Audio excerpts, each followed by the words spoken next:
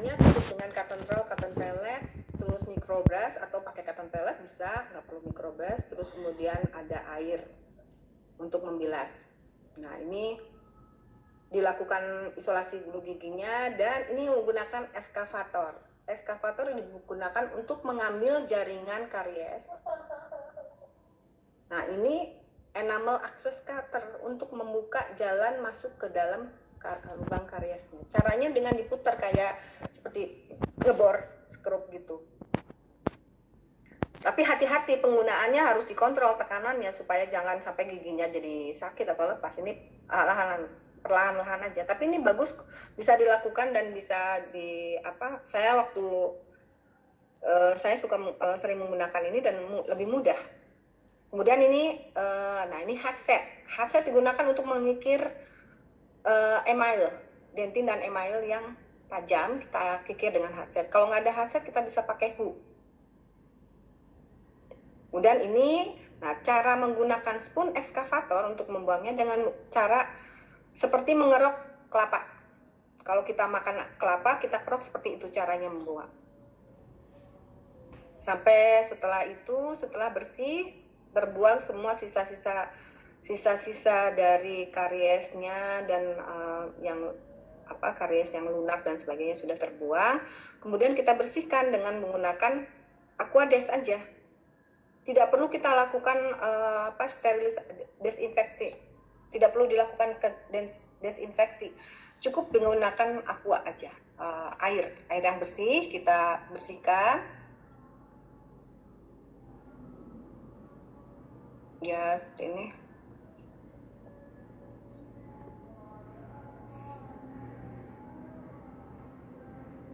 Ya.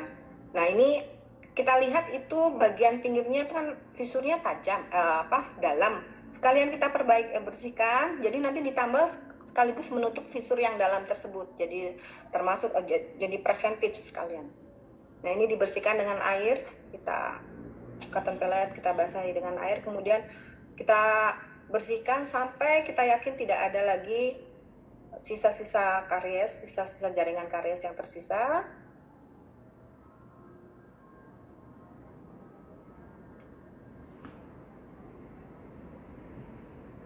Ya, kemudian kita keringkan. Nah, kemudian kita lakukan ini teknik dentin conditioning. Dia pakai dentin conditioning dari pabrik. Jadi langsung diambil dengan menggunakan microbrush dan kita usap-usapkan kepada seluruh gigi. Diusapkan ke seluruh gigi.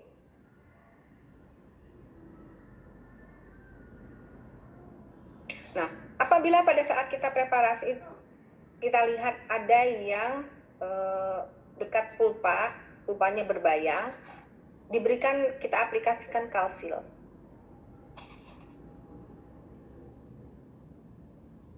Ini setelah dilakukan dentin conditioning ini, jangan lupa harus dibilas, minimal kita gunakan bilas 2 kali dengan air bersih. Dan pastikan tidak ada sisa-sisa conditioning yang masih menempel di dentin. Kemudian ini kita melakukan pengaduan. Yang wajib harus diketahui pada saat ini, seringkali kalau di puskesmas, mungkin yang bekerja di puskesmas, sayang bahannya, jadi kita pakainya cuma bubuknya pakai setengahnya, padahal itu sangat salah.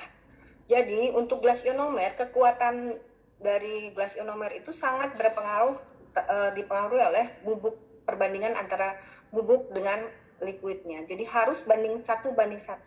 Jadi dari pabriknya memang dibuatnya seperti itu, harus 1 banding 1. Jadi tidak bisa kita gunakan itunya hanya setengahnya, kemudian liquidnya 1, kecuali Anda bisa membagi liquidnya setengah dengan porsi yang pasti. Karena 5% kita mengambil bubuk akan menyebabkan kekuatan gelas ionomernya berkurang sebanyak 5%. Jadi kekuatan gelas ionomer ini sangat berpengaruh. Makanya jangan heran kalau misalnya kita melakukan penambalan seringkali belum apa-apa, belum seminggu atau 2 minggu sudah lepas. Kenapa? Mungkin salah satunya penyebabnya adalah rasio antara bubuk dengan liquidnya tidak benar, tidak sesuai dengan yang petunjuk pabrik. Nah, teknik mengaduknya juga harus diperhatikan dengan teknik melipat dan dalam waktu yang harus selesai selama 25 detik.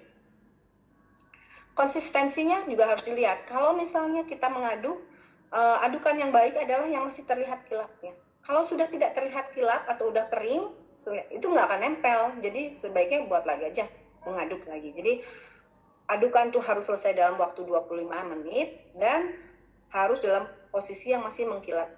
Jadi pada saat dimasukkan, kilapnya dari gelas ionomer itu masih terlihat. Kemudian kita masukkan ke dalam kavita tadi yang sudah kita siapkan. Kalau misalnya tadi kalau dentin conditioning, gimana kalau dentin conditioningnya kena lagi saliva dan sebagainya? Ya harus diulang lagi sampai benar-benar kering, tidak ada smear layernya. Kemudian ini kita masukkan dengan menggunakan aspat 9, kita tekan-tekan ke dalamnya. Bisa menggunakan burniser ditekan ke dalamnya atau dengan aspat 9. Kemudian kita tambahkan sampai melebihi kurang lebih 1-2 mili dari atas permukaan dari gigi preparasi tersebut. Kemudian kita menggunakan teknik finger pressing. Ya, pakai jari telunjuk kita sudah kita olesi dengan vaselin, kemudian kita tekan ke atas ini. Gunanya apa? Supaya merata tekanannya, supaya tidak ada tambalan di bawahnya yang kosong selama 30-40 detik, kemudian ditarik ke pinggir atau ke kanan, ke kiri atau ke kanan, ke pinggir. Jangan ditarik ke atas. Kalau ditarik ke atas nanti gelas ionomernya ikut lagi ke atas. Jadi kita harus mengaduk lagi, membuat lagi 2 kali kerja lagi. Ya, kemudian setelah itu kita bersihkan pakai carver yang ada di belakang aspat 9 kan modifikasi dengan carver, kita buang, bersihkan dulu. Kemudian jangan lupa harus dilakukan artikulasi, tes artikulasi. Kenapa? Karena bahan ini kalau misalnya ada yang overhang terus menerus kena tersebut akan menyebabkan rusak, patah. Jadi dia tidak tahan terhadap kalau ada overhang. Kemudian jangan lupa apabila sudah tidak ada di tes dengan artikulasi sudah tidak ada, kemudian kita rapihkan lagi, bisa diburnis, masih bisa dilakukan burnis supaya lebih bagus ya, lebih permukaannya licin. Setelah itu kita aplikasikan cocoa butter tadi.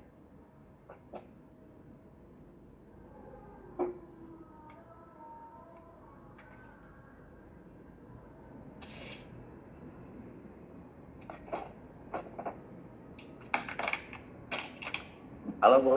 Ya, sorry. Dah. Oh, pas nih ya? Waktunya pas. Ya, sudah stop aja lah sampai sini, Pak. Udah selesai. Nah, ini kegagalannya mungkin sedikit ada beberapa itu ya. Dua slide lagi. Ini penyebab dari kegagalan dari tumpatan ART ini adalah gagal dalam memanipulasi karakteristik fisik mekanik ya. Tadi karena dia kan tidak tahan terhadap air, tapi dia memerlukan air. Jadi kita harus sangat pada saat kita